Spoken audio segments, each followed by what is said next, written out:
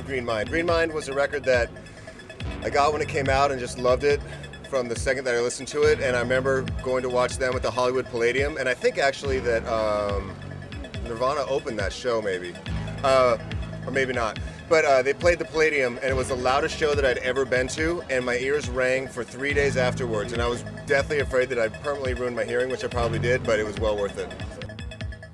Loveless is definitely another like kind of game changer album that like the first time you hear it, there's that like kind of cliched saying about the Velvet Underground that like, you know, they didn't have many fans, but all their fans started bands.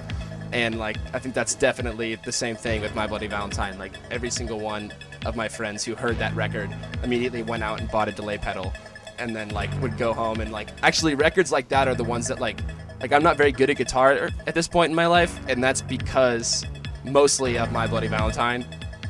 When I first heard Slint Spiderland, I just sat and listened to the whole thing with my friend Brian, and I'd never heard anything like it before. It just was, it ran the gamut from these big, you know, loud, angular, scary guitars, you know, and everything down to like the slowest, quietest, you know, 8.5 minute kind of ballad, I guess would be the only way to kind of